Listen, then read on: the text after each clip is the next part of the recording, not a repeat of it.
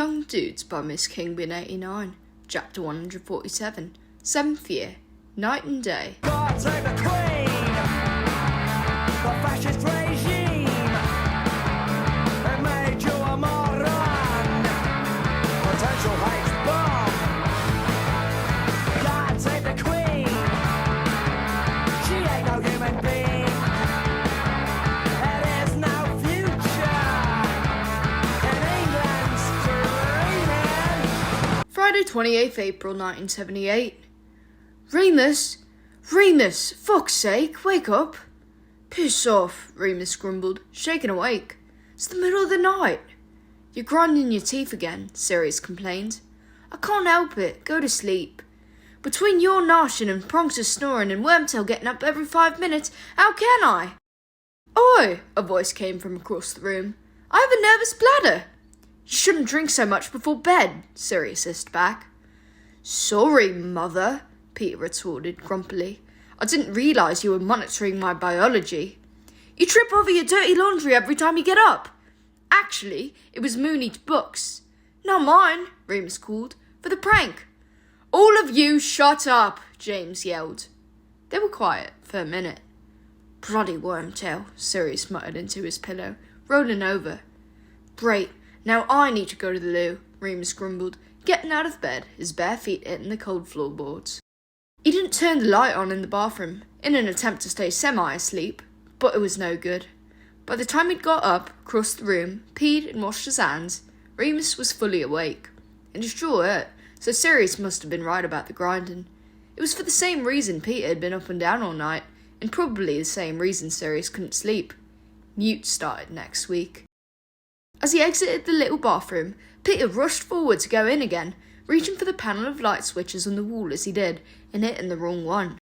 Remus winced, feeling as if his retinas had blown out as startling artificial brightness filled the room. Wormtail, you prick! Sirius growled from the bed. Remus left the curtains partway open, and the light struck across his face like a laser beam. Sorry, Peter said, hopping from foot to foot as he fumbled with the switches on the wall. I didn't mean to get that one. I can't wait until I don't have to share a room with you anymore, you little rodent, Sirius spat, sitting up. Don't you ever think about anyone else? Shut up, dickhead, Peter replied, sounding sleepy and upset. Think I like sharing with you and Mooney? What about me and Mooney? Sirius sat up, sharply.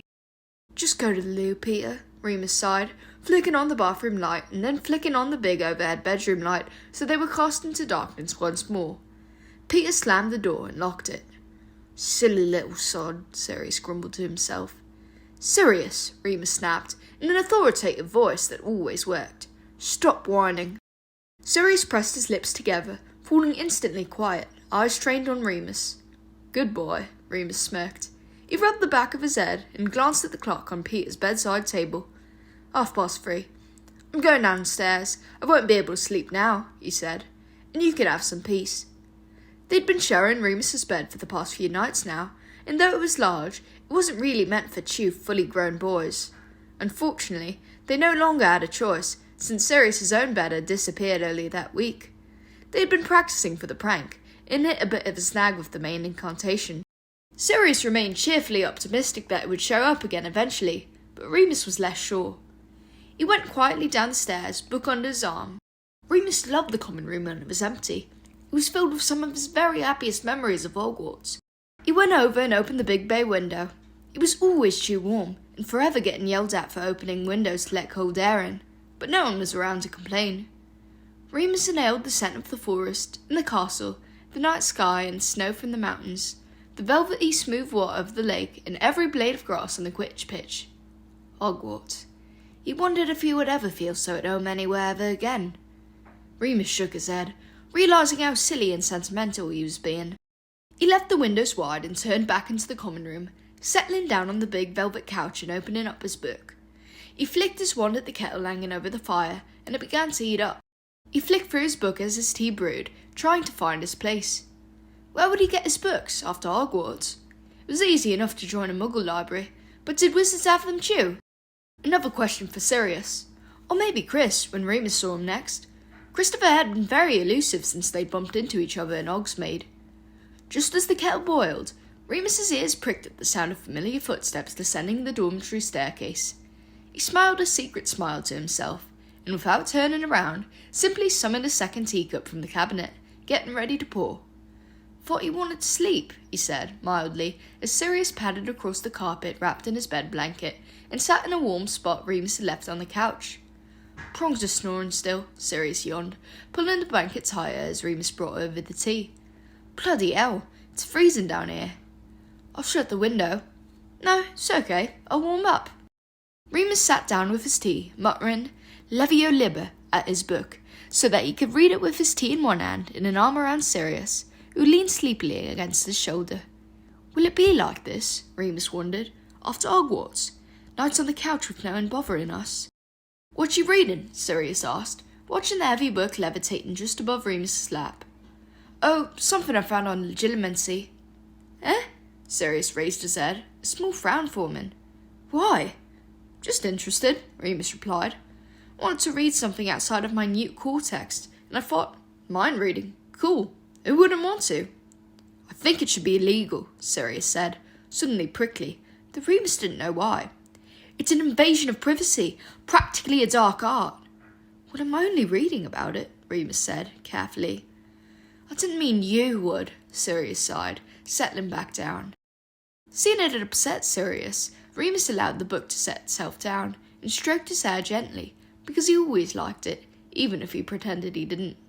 He felt Sirius relaxed against him again, before saying in an odd voice, "Sorry, I didn't mean to snap. It's just that my mother can do it. She's a legilimens." "Oh."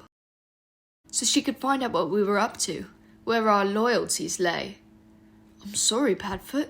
Remus squeezed his arm. That protective feeling came back, cold and sweet like adrenaline. "Don't be. I'm well shot of her, mad old bat. And I'd sort of learnt to deflect it by the end.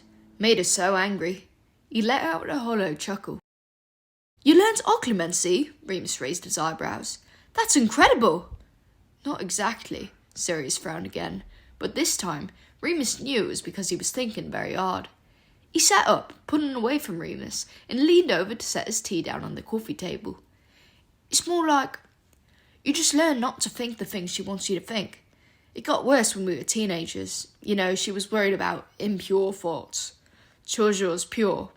So I just distracted her by thinking of something else." "So she wouldn't find out about Mary?" Remus asked. "Or the other Muggle girls?" Sirius fidgeted with his hands, looking away. "Yeah, that, and, well, whatever, anything I didn't want her to know. Trouble is, you end up confusing yourself. It's like tying your own thoughts up in knots. Hard to unpick. Afraid you get used to the raw end of that, a bit." He met Remus's eyes then, and he looked so ashamed and sorry that Remus realised exactly what he meant. Was that why it had all been so difficult in the beginning? Why Sirius had been so insistent on pretending nothing was going on between them? Remus put down his tea and hugged Sirius tightly. He hated her. He hated the war, and he hated himself for not being able to say the right words. This was one of those times it might have really mattered too. "Sirius," he said, heart pounding as they released each other finally. "It's fine, Moony. It's over now," Sirius smiled at him bravely. "I know, but I want you to know. I want to tell you, I know," Sirius kissed him gently, wrapping his arms around him once more and squeezing him back. "Me too." Well, we got no choice. All the girls and boys making all that noise, 'cause they found new toys. Well, we can't salute ya, can't find a flag. If that don't suit ya, that's a drag. Friday, 5th May 1978. "I failed," Marlene whispered as they left the exam hall, wringing her hands together. "You did not," Mary slung her arm around her friend's shoulder. "At least it's over," Marlene sighed. "Don't, you're making me all emotional," Mary laughed. "How about you, Lupin?" She reached out to link her arm with his as the three of them walked down the corridor towards the grounds. "Am I emotional?" he asked, raising an eyebrow. "How do you think you did?" Mary clarified. "I know you're stoic." "Okay, I think. The question on basilisks threw me a bit, but I think I managed it." Stoic and modest, my dream man, Mary sighed. I have to go, Marlene said as they turned a corner. Sorry, I said I'd meet Yasmin, Mary finished for her, a bit cattily. She let Marlene out from under her arm. Off you pop then. Moody cow, Marlene poked her tongue out. You know I love you forever. Back at you, Mary scrunched up her nose. See you at dinner. Bye, Marlene, Remus said politely. They were friends again, but it still felt weird. See ya. Mary kept her grip on Remus's arm and looked up at him. You're not about to abandon me for a raven-haired Quidditch player, Chew, are you? She asked. Honestly, it's like a club you're all in. Oh, shut up, he laughed. And no, he's got his Muggle Studies exam. So you're mine? All yours, he nodded. She grinned and kissed his cheek. They kept walking, heading for the sunshine. I think I mucked up a bit on the cockatrices, Mary mused. I couldn't ever take them seriously enough to study. I mean, for God's sake, half dragon, half chicken? Fucking nonsense. Still, I reckon I passed okay. I'm sure you did, Remus said. You worked hard, we all did. Worked harder when Ferrex was teaching, Mary grinned. God, me too, Remus replied casually, causing Mary to burst into giggles. He liked shocking her. It was hard to do most of the time. Mind you, she took everything in her stride. No sooner had they turned the last corner than she stopped in her tracks, a look of distaste crossing her face. Ugh, it's Rotherhide. Remus followed a line of vision. They were just at the final archway which led out into the grounds. It was a sunny day, if a little bit cool, and after a rainy start to the year, every student not in lessons or exams was out enjoying the weather. Roman Rotherhide, the 7th-year Ravenclaw heartthrob, was loitering with a few of his friends just ahead. He and Mary had been on and off for years, and judging by the look on her face, they were most definitely off now. What's he done? Remus asked. Nothing. He just annoys me, she said. Some days, all of them do. Boys? Wizards. Fair enough. Come on, let's just keep walking. Snog me, Mary turned to him. Go on, it'll drive him mad. Quick, he's looking. Mary, Remus laughed, veering away from her. No! Please! No! Ugh, some friend you are, she grumbled. Come on then. You're mental, Remus shook his head, following her. He sighed and slipped his hand into hers. There, will that do? My hero, she grinned up at him, squeezing his hand back and swinging it back and forth so that Roman was sure to notice. They settled underneath the large beech tree near the lake. Remus lay on his back with his arms behind his head, watching the boughs creak slowly above, while Mary began to file and paint her fingernails. Sirius had made Remus promise not to start revising for anything else once his Care of Magical Creatures exam was finished, and for once, Remus didn't argue. He was right in the sweet spot between full moons, where he felt the most healthy and human. Plus, lessons were finished forever, which meant he had no homework, and everyone was in a good mood lately. Why lock himself away in the library? God, I can't wait for it to be all over, Mary said. I'll miss all of you, obviously, but I'm done with school. Do you know what you're doing after? Remus asked, closing his eyelids and staring at the bright veins in his eyelids. Mum wants me to do a typing course, get a proper job. You could if you wanted, Remus mused. You could charm a typewriter, easy. I oughta, that'd show Mum. Anyway, I'll probably get myself up the duff and have to get married by the time I'm 19, like she did. Then it's cooking, laundry and church for the rest of my life.